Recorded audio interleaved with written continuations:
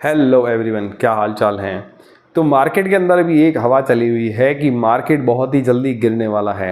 Market बहुत ही ज़्यादा over valued है और मार्केट के अंदर जल्दी ही हमें करेक्शन देखने को मिलेगा, या फिर सीधी सीधी अगर बात कहें तो मार्केट के अंदर बड़ी गिरावट आ सकती है। तो शेयर बाजार के अंदर क्या एक्चुअल में गिरावट आ सकती है, या फिर ऐसा हो सकता है कि शेयर मार्केट के अंदर करेक्शन आने की वजह से हमें गिरावट देखने को मिल सकती है।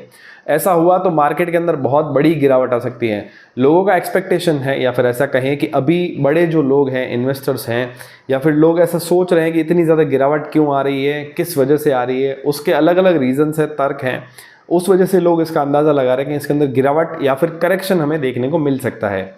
तो आज हम उसी के बारे में जानेंगे और कुछ की फैक्टर्स जानेंगे, यानी कि जो चीज़ इस चीज़ को आग लगा रही है, या फिर ऐसा समझिए कि जो इस चीज़ को बढ़ावा दे रही है, उस कुछ फैक्टर्स को हम जानेंगे और ये पता लगाएंगे कि एक्चुअल में मार्केट के अंदर गिरावट आ सकती है या नहीं आ सकती है। तो मेरा नाम है जतिन खत्री और आप सबका स्वागत है आपके अपने चैनल नॉलेज जैस 2.0 में। तो आज का वीडियो शुरू करें उससे पहले टेलीग्राम इंस्टाग्राम चैनल की लिंक मैंने डिस्क्रिप्शन में दी हुई है, तो वहाँ जाके आप टेलीग्राम चैनल को ज़रूर ज्वाइन कर ले, ताकि कोई वीडियो आता है तो उसका नोटिफिकेशन आपको आपके फ़ोन पे तुरंत ही मिल जाएगा। इसके अलावा हमारे मेन चैनल पे आईपीओस के अपडेट आपको मिलते रहेंगे और कल की तारीख में वारी का आईपीओ ओपन होने वाला है। तो जो आज हम टॉपिक समझने वाले हैं उसके लिए हम पहले FII DI data, inflation data, world condition और इसके अलावा हम देखेंगे कि हम जीडीपी ग्रोथ और आरबीआई की कुछ पॉलिसीज़ के बारे में जानेंगे। तो आज सबसे पहले हम शुरुआत करने वाले हैं एफआईआई और डीआईआई डेटा के बारे में। तो एफआईआई डीआईआई डेटा के हिसाब से हम देखें तो मार्केट के अंदर फॉरेन इन्वेस्टर्स ने पैसा अपना निकालना शुरू कर दिया है। उसका क्या कारण है? उसका कारण है कि वो इन्वेस्टमेंट कहीं और जा रहा है।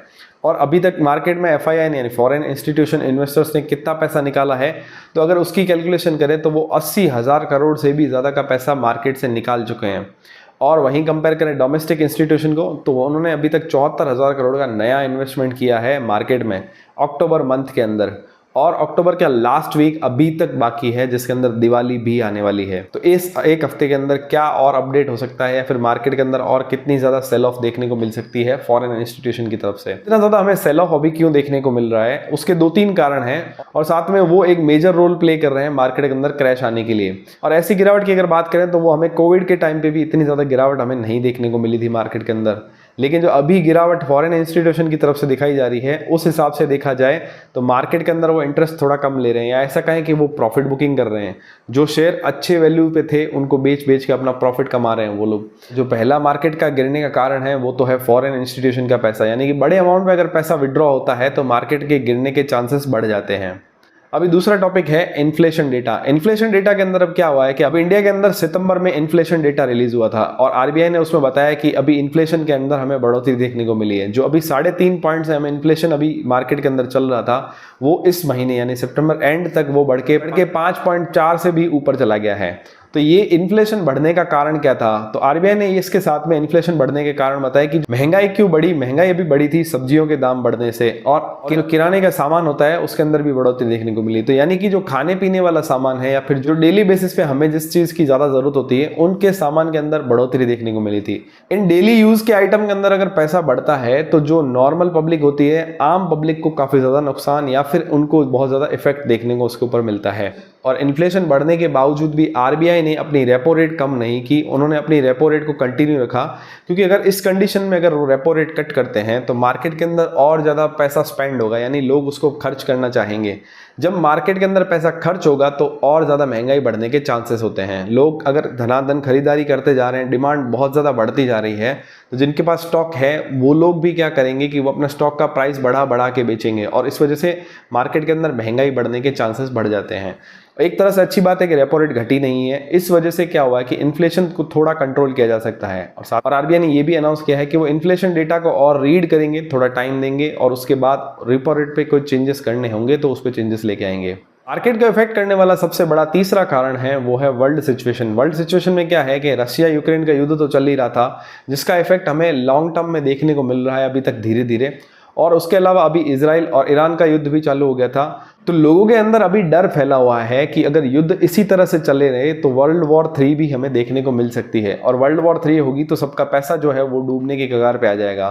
तो डर की वजह से मार्केट के अंदर बहुत ज़्यादा नेगेटिव सेंटिमेंट हो गए हैं, और इस वजह से लोग पैसा बाहर निकाल रहे हैं, और डर की वजह से मार्केट थोड़ा थोड़ा डाउन आ रहा है। इसके अलावा बात करें तो वर्ल्ड के अंदर चाइना ने अभी अपनी एक नई पॉलिसी लॉन्च की है, जिस चाइना ने फॉरेन इन्वेस्टमेंट बढ़ाने के लिए अभी हॉस्पिटल सेक्टर, बायोटेक्नोलॉजी सेक्टर और कंस्ट्रक्शन सेक्टर को बढ़ावा देने का अनाउंसमेंट किया है। और साथ ही ये भी अनाउंस किया है कि वो विदेशी अगर ताकतें यहाँ आके कुछ भी कंस्ट्रक्शन करना चाहती है, अपना नया हॉस्पिटल बनाना चाहती है, तो वो अपना पूरा आधिपत्य रख सकती है उस पर। पहले ऐसा नहीं था, वो अपना पूरा 100% आधिपत्य नहीं रख सकते थे या फिर अपनी ओनरशिप पूरी नहीं रख सकते थे। अब इस वजह से क्या होगा कि अगर 100% ओनरशिप कंपनी की रहती है तो उसके अंदर नया इन्वेस्टमेंट आने के चांसेस बढ़ जाते हैं। तो अभी बायोटेक्नोलॉजी सेक्टर के अंदर, कंस्ट्रक्शन सेक्टर के अंदर, हॉस्पिटल शेयर के अंदर, मेडिकल सेक्टर के अंदर काफ़ी ज़्यादा ग्रोथ आएगी चाइना के अंदर। इस वजह से फॉरेन इंस्टीट्यूशन का इंटरेस्ट जो है वो इंडिया से शिफ्ट होकर चाइना की तरफ जा रहा है और चाइना के अंदर इन्वेस्टमेंट बढ़ रहा है और इंडिया के अंदर थोड़ी सी गिरावट हमें देखने को मिल रही है। और इसके अलावा तीसरी न्यूज़ है यूएस इलेक्शन को लेके। यूएस में इलेक्शन होने वाले हैं 5 नवंबर को और ये बहुत ज़्यादा मार्केट को इफेक्ट करेगा, क्योंकि यूएस जो है वो हर जगह अपनी टांग अड़ा के रखता है। तो और पूरे वर्ल्ड वाइड ऑयल सप्लाई के अंदर यूएस का बहुत बड़ा हाथ है। तो यूएस के अंदर इलेक्शन जो है वो भी मार्केट को काफ़ी ज़्यादा इफेक्ट कर रहे हैं। तो वर्ल्ड के अंदर 3 चीज़ें, ईरान इजराइल का युद्ध और चाइना की नई रणनीति और इसके अलावा यूएस के इलेक्शन, इन तीनों चीज़ों से मार्केट बहुत ज़्यादा इफेक्टेड है। और मैं भी आपको यही सलाह दूंगा कि इस चीज़ों से थोड़ा अवेयर होकर सारी सिचुएशंस को रीड करके पूरा आगे बढ़ें। इसके अलावा बात करें छोटे और फैक्टर्स जो है मार्केट को इफेक्ट कर सकते हैं, वो है वेदर कंडीशन। वेदर कंडीशन अभी एक्सट्रीम हीट की वजह से मार्केट के अंदर काफ़ी ज़्यादा नुकसान हमें देखने को मिला और वेदर इतनी ज़्यादा ख़राब है कि जो फसलें वगैरह जो आ रही है वो अच्छी नहीं आ रही है।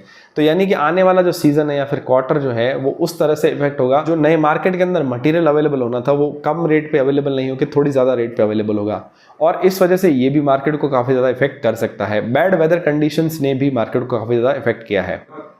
और मार्केट के गिरने का टेक्निकल पॉइंट पे देखा जाए तो मार्केट गिरने में स्मॉल और मिड कैप वाले स्टॉक जो हैं उसके अंदर हमें बहुत ज़्यादा इफेक्ट देखने को मिला है। स्मॉल और मिड कैप के शेयर जो है वो बहुत ज़्यादा गिरे हैं। स्मॉल और मिड कैप शेयर के अंदर पी रेशियो के हिसाब से देखा जाए तो स्मॉल कैप और मिड कैप के जितने भी शेयर हैं वो काफ़ी ज़्यादा बढ़े हैं, उसके अंदर उस कंपेयर में उसका प्रॉफिट नहीं बढ़ा। तो स्मॉल कैप और मिड कैप के अंदर उसका मार्केट कैपिटल तो बढ़ा है या फिर शेयर प्राइस तो बढ़ी है, लेकिन उसके कंपेयर में उस कंपनी के अंदर प्रॉफिट नहीं देखने को मिला है। अगर एग्जाम्पल के लिए समझे तो 100 रुपये का जो शेयर है वो 1000 रुपये में बढ़ा है, लेकिन उसके अंदर जो प्रॉफिट बढ़ा है वो 100 रुपये से बढ़ के 300 रुपये के आसपास पहुंचा है। यानी कि जो प्रॉफिट के अंदर बढ़ोतरी है वो सिर्फ 300% है, लेकिन उसके शेयर प्राइस के अंदर हमें बढ़ोतरी देखने को मिली है वो 1000% से। तो ये बहुत ज़्यादा इफेक्टिव चीज़ होती है। यानी कि अगर प्रॉफिट जितनी लेवल में बढ़ रहा है उस लेवल में अगर शेयर बढ़े तो वो लॉन्ग टर्म के लिए काफ़ी अच्छा होता है। लेकिन अभी हमें स्मॉल कैप और मिड कैप के अंदर बहुत ज़्यादा उछाल देखने को मिला था प्राइस के अंदर, लेकिन उनके प्रॉफिट के अंदर हमें उछाल इतना ज़्यादा नहीं देखने को मिल रहा है और इस वजह से मार्केट के अंदर करेक्शन देखने को हमें मिल सकता है। लेकिन ये तो सारी बात हो गई नेगेटिव पॉइंट्स की। इसके अलावा कुछ पॉजिटिव पॉइंट्स हैं जो मैं आपको बता दूं ताकि आपको ध्यान रहे कि मार्केट को नीचे खींचने वाली चीज़ें कौन सी है और मार्केट को ऊपर खींचने वाली चीज़ें कौन सी है। जो पॉजिटिव न्यूज़ है वो है यूएस फेड ने अपनी रेपो रेट को कम किया है। यूएस फेड ने जो रेट कट करी है उसकी वजह से इंडिया के आईटी सेक्टर को बहुत ज़्यादा फायदा होने वाला है। आईटी सेक्टर के अंदर नया इनफ्लो बढ़ेगा और उनके जो ऑर्डर बुक हैं उनके नेक्स्ट क्वार्टर के अंदर हमें उसका इफेक्ट देखने को मिलेगा और नया इनफ्लो आएगा तो पैसा बढ़ेगा तो अपने आप ही ग्रोथ देखने को मिलेगी। इसके अलावा दूसरी पॉजिटिव न्यूज़ की बात करें तो चाइना ने जैसे अपना कंस्ट्रक्शन इंडस्ट्री के अंदर ग्रोथ बढ़ाने की बात कही है या कंस्ट्रक्शन बढ़ाने की बात कही है, उसकी वजह से क्या हुआ है कि मेटल सेक्टर के अंदर काफ़ी ज़्यादा ग्रोथ देखने को मिली है और साथ ही जो कंस्ट्रक्शन के जितने भी शेयर हैं उसके अंदर भी काफ़ी ज़्यादा पॉजिटिवनेस है। जो इंटरनेशनल लेवल पे जो भी बिल्डर वगैरह काम कर रहे हैं वो अपना कंस्ट्रक्शन वहाँ बढ़ा सकते हैं। यानी कि कंस्ट्रक्शन रिलेटेड जितने भी शेयर हैं या मेटल है या इक्विपमेंट है, आइटम है, उन सेक्टर के अंदर हमें बढ़ोतरी देखने को मिल सकती है। अगर चाइना के अंदर ग्रोथ होगा तो वो कंजप्शन ज़्यादा करेगा मटेरियल का और वो उस चीज़ को इम्पोर्ट करेगा। तो कंस्ट्रक्शन मटेरियल के अंदर बात करें तो चाइना सबसे ज़्यादा उसकी खपत करता है और उस वजह से वहाँ इतनी ज़्यादा अगर पूरी उत्पादन नहीं क्षमता है तो वो विदेश से इंपोर्ट करेगा और सबसे नियर बाय में इंडिया से सबसे ज़्यादा इंपोर्ट करने के चांसेस बनते हैं और इसी वजह से वो मार्केट को अपवर्ड ट्रेंड के अंदर खींच रही है। और इसके अलावा बात करें, हमने फॉरेन इंस्टीट्यूशन की बात करी, उन्होंने 80,000 करोड़ रुपए जैसे मार्केट से निकाले हैं और वहीं कंपेयर में डोमेस्टिक इंस्टीट्यूशन ने 74,000 करोड़ का नया इन्वेस्टमेंट डाल दिया है। यानी ऐसा समझिए कि जो फॉरेन वाले लोग पैसा कमा के लड्डू ले रहे हैं और इंडिया वाले जो हैं उसको गिरने नहीं दे रहे, उसको संभाल के बैठे हैं। अब जैसे ही इसके अंदर थोड़े टाइम बाद अगर फॉरेन का नया पैसा आना शुरू होगा वापस, तो उस समय इन्वेस्टमेंट जब बढ़ेगा तो जो डोमेस्टिक इंस्टीट्यूशन ने अभी पैसा लगाया वो बढ़ने के चांसेस बढ़ जाएंगे। तो यानी कि फॉरेन से जो अभी पैसा निकल रहा है फॉरेन इंस्टीट्यूशन का, उसको संभालने के लिए डोमेस्टिक इंस्टीट्यूशन ने काफ़ी ज़्यादा इन्वेस्टमेंट कर रखा है। और इस हिसाब से देखें तो फॉरेन इन्वेस्टमेंट से जो पैसा निकल रहा है उसको संभालने के लिए डोमेस्टिक इंस्टीट्यूशन काफ़ी ज़्यादा हद तक कारगर है और ये सारी चीज़ें मार्केट को पॉजिटिव ट्रेंड की तरफ लेके जा रही है। अलावा अभी क्वार्टरली रिजल्ट आ रहे हैं बहुत सारी कंपनीज के, तो जिस कंपनियों के क्वार्टरली रिजल्ट पॉजिटिव आ रहे हैं उन सारे शेयर के अंदर हमें बहुत अच्छी तेज़ी देखने को मिल रही है। तो जिस भी शेयर के अंदर क्वार्टरली रिजल्ट अच्छे आए हैं तो उन शेयरों के अंदर वापस तेज़ी की वजह से मार्केट को अपवर्ड ट्रेंड वापस मिल रहा है, यानी कि पॉजिटिवनेस वापस उसके अंदर आ रही है। अगर पॉजिटिव और नेगेटिव को दोनों को कंपेयर किया जाए साइड बाय साइड तो मुझे ये लगता है कि जो मार्केट को नीचे खींचने वाली चीज़ें हैं वो ज़्यादा है और मार्केट को ऊपर लेके जाने वाली चीज़ें थोड़ी कम हैं। तो इस तरह से एक चांसेस बनते हैं कि मार्केट गिर भी सकता है या नहीं भी गिर सकता है। तो अभी मुझे क्या लगता है, तो मुझे ये लगता है कि इसके अंदर स्मॉल करेक्शन आएगा, छोटा करेक्शन आ सकता है। बहुत बड़ा बबल फटेगा या फिर ऐसा कहें कि मार्केट गिर जाएगा बहुत ज़्यादा, तो ऐसा नहीं होगा। थोड़ा सा मार्केट गिरेगा, उसके बाद करेक्शन के बाद वो अपने नॉर्मल गति से चलना शुरू हो जाएगा। लेकिन हाँ, इन्फ्लेशन जो है इस चीज़ को इफेक्ट कर सकता है। अगर दिसंबर के अंदर इन्फ्लेशन रेट और बढ़ती है तो मार्केट के अंदर डाउन ट्रेंड हमें देखने को मिल सकता है। लेकिन जिस तरह से अभी इंडिया की ग्रोथ स्टोरी चल रही है उस हिसाब से ये देख के नहीं लगता कि इन्फ्लेशन के अंदर और बढ़ोतरी हो सकती है। अभी हमें मार्केट के अंदर वापस इन्फ्लेशन के अंदर कमी देखने को मिलेगी और मार्केट वापस बाउंस बैक कर सकता है। तो उम्मीद करता हूँ ये एनालिसिस आपको समझ में आया होगा। थोड़ा कंफ्यूजिंग था, थोड़ा ज़्यादा लेंथी हो सकता है, लेकिन अगर वीडियो पसंद आए तो वीडियो को लाइक ज़रूर करें और ऐसे ही शानदार वीडियोस के लिए चैनल को सब्सक्राइब कर दें और बेल आइकन को दबा के रखें। इसके अलावा टेलीग्राम चैनल की लिंक मैंने डिस्क्रिप्शन अंदर दी हुई, तो वहाँ जाकर टेलीग्राम चैनल को ज़रूर ज्वाइन कर लें। तो मिलते हैं दोस्तों अगले वीडियो के अंदर, तब तक के लिए चैनल के दूसरे वीडियोज़ को ज़रूर चेक करें।